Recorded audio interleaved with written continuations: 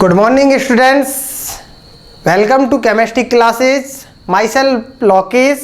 हम बात कर रहे थे 12th क्लास की, और 12th क्लास के अंदर केमिस्ट्री के अंदर हमारी 4th यूनिट चल रही थी केमिकल काइनेटिक्स, रासायनिक बलगति की। रासायनिक बलगति के अंदर हमारा टॉपिक चल रहा है अभिक्रिया वेग के प्रकार। टॉपिक है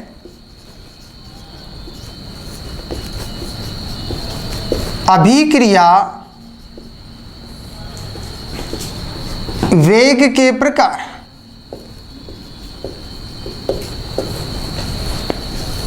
टाइप्स ऑफ रिएक्शन रेट, अभिक्रिया वेग के प्रकार। इसके अंदर हमने देखा था अभिक्रिया वेग होता है, या इसके जो प्रकार होते हैं 3 प्रकार की होती है अभिक्रिया।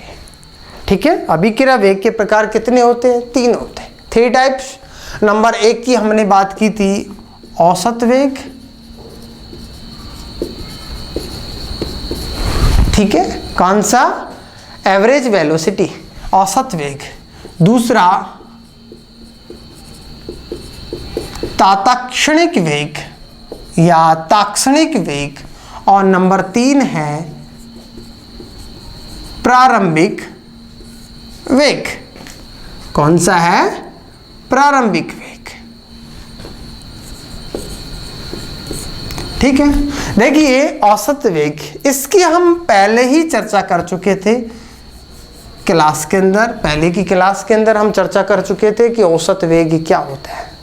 ठीक है, हमने इसके अंदर बात की थी जब कोई रासायनिक अभिक्रिया होती है तो रासायनिक अभिक्रिया के अंदर निश्चित समय अंतराल के अंदर, जो रासायनिक अभिक्रिया के अंदर निश्चित समय अंतराल के अंदर जो सांद्रता के अंदर जो परिवर्तन आता है उसे ही हम क्या कहते हैं? उसका औसत वेग कहते हैं। मीन्स कोई भी अभिक्रिया हो रही है, जैसे ये रिएक्टेंट है और ये किस में कन्वर्ट हो रहा है? प्रोडक्ट के अंदर।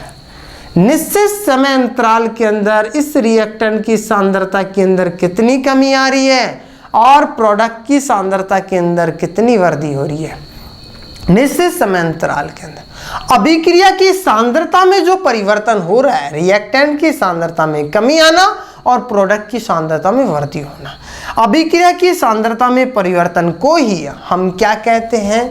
औसत वेग कहते हैं। हमने अनेक एग्जाम्पल लिए थे इसके अंदर कि औसत वेग के जो एग्जाम्पल होते हैं उसकी हमने बात की थी, लगभग 4 से 5 एग्जाम्पल की बात की थी। उसके बाद में हमने इसके ऊपर ही, औसत वेग के ऊपर ही 4, 5, 6 हमने यहाँ पर न्यूमेरिकल सॉल्व किए इससे पहले की क्लास के अंदर। ठीक है, अब हम बात करेंगे आज नंबर 2 की तात्क्षणिक वेग क्या होता है। नंबर 2 की हम बात करेंगे तात्क्षणिक वेग।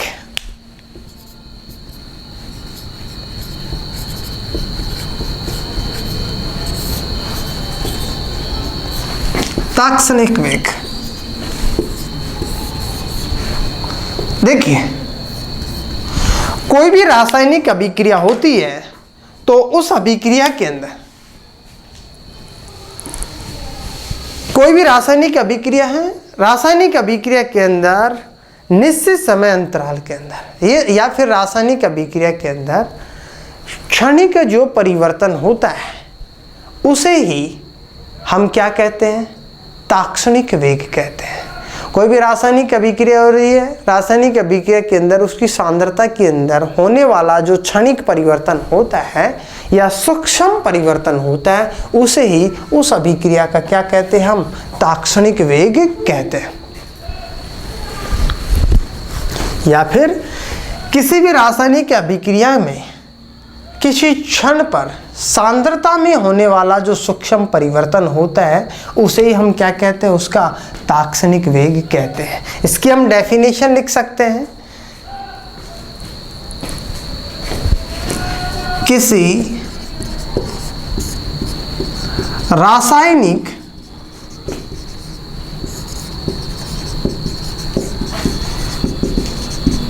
अभिक्रिया में, किसी रासायनिक अभिक्रिया में किसी क्षण पर सांद्रता में होने वाले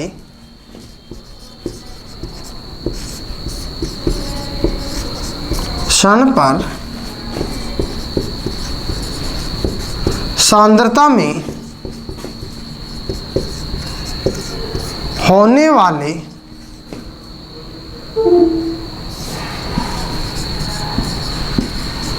सूक्ष्म परिवर्तन को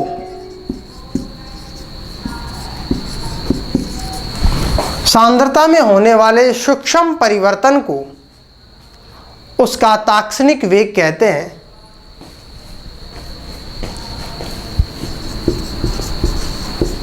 उसका तात्क्षणिक वेग कहते हैं।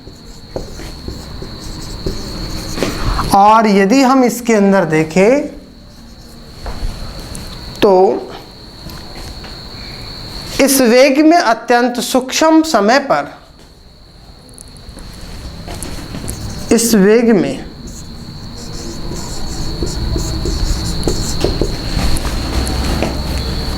अत्यंत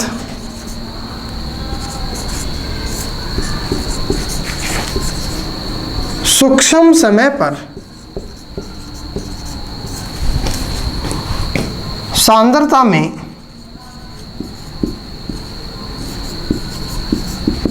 होने वाला परिवर्तन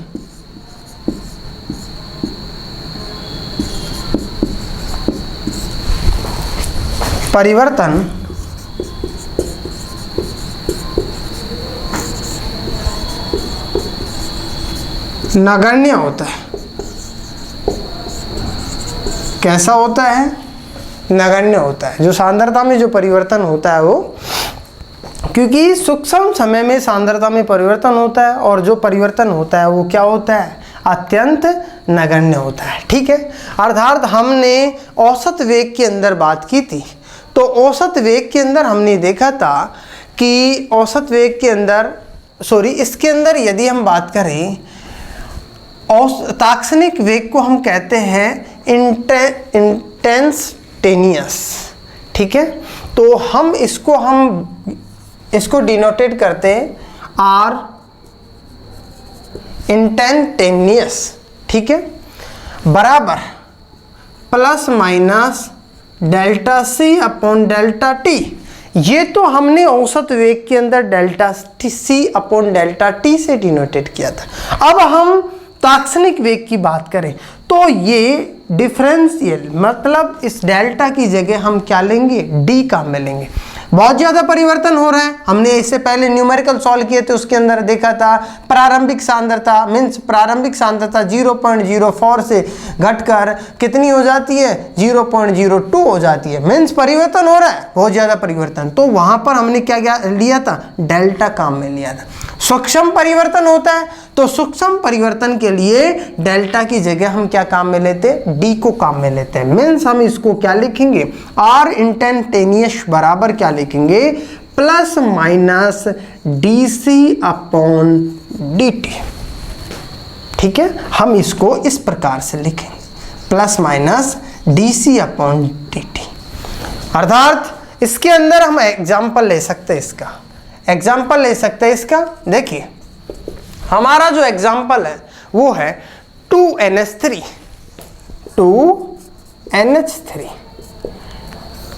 ये तो रिएक्टेंट है, क्या बनेगा? N2 plus 3H2। ठीक है, ये है N2 प्लस 3H2। तो अब देखिए, हम इसका तात्क्षणिक वेग लिखेंगे तो तात्क्षणिक वेग बराबर हम लिखेंगे आर इंस्टेंटेनियस बराबर हम लिख सकते हैं बराबर माइनस 1/2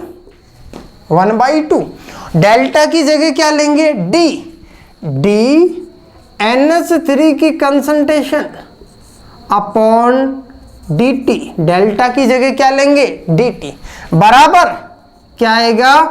प्लस N2 की कंसंट्रेशन अपॉन dt बराबर क्या आएगा? प्लस 1/3 H2 की कंसंट्रेशन अपॉन dt। यह हमने एग्जाम्पल सॉल्व किया है। लाक्षणिक वेग के अकॉर्डिंग हम इसको इस प्रकार से रिप्रेजेंट करेंगे। ठीक है, नेक्स्ट इसके बाद में हम बात करते हैं प्रारंभिक वेग की। नंबर 3 की हम बात करेंगे प्रारंभिक वेग। देखिए नंबर 3 प्रारंभिक वेग।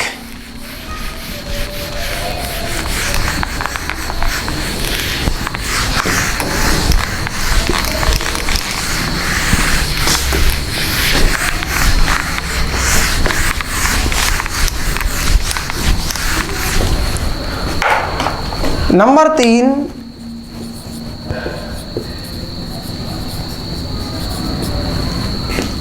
प्रारंभिक वेग।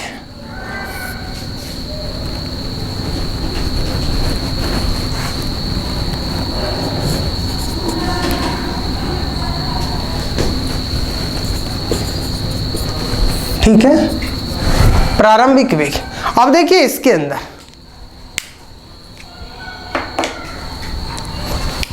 जब कोई अभिक्रिया होती है, ये अभिक्रिया रिएक्टेंट और ये क्या है, प्रोडक्ट। तो जब कोई अभिक्रिया होती है तो अभिक्रिया के दौरान रिएक्टेंट, अभिकारक या क्रियाकारक उत्पाद में बदलना शुरू होता है या प्रारंभ होता है।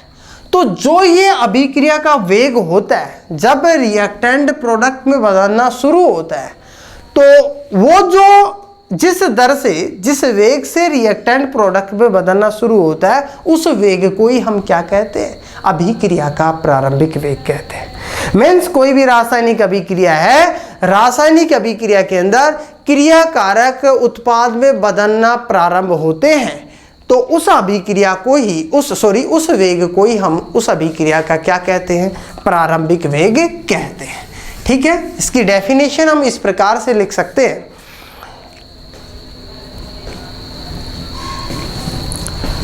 जब कोई रासायनिक अभिक्रिया में, जब कोई रासायनिक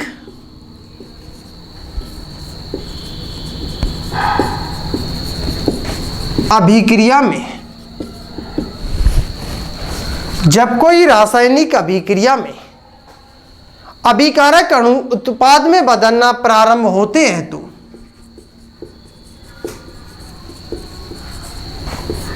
अभिकारक अणु उत्पाद में बदलना प्रारंभ होते हैं, तो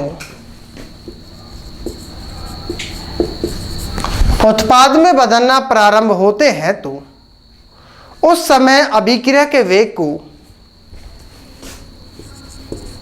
उस समय अभिक्रिया के वेग को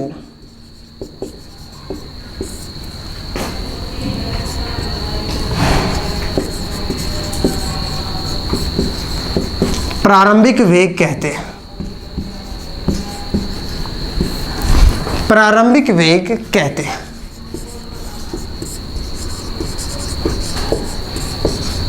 देखिए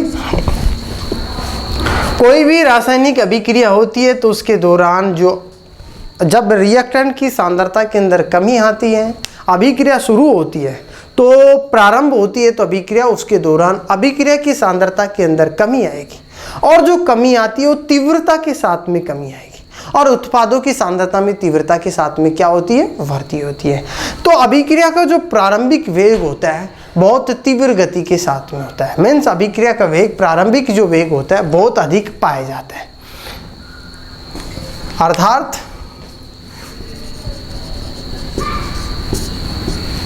इस अभिक्रिया का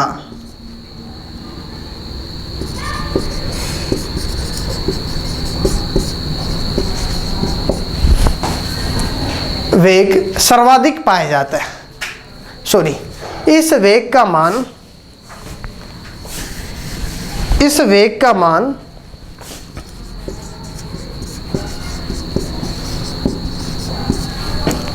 सर्वाधिक पाया जाता है।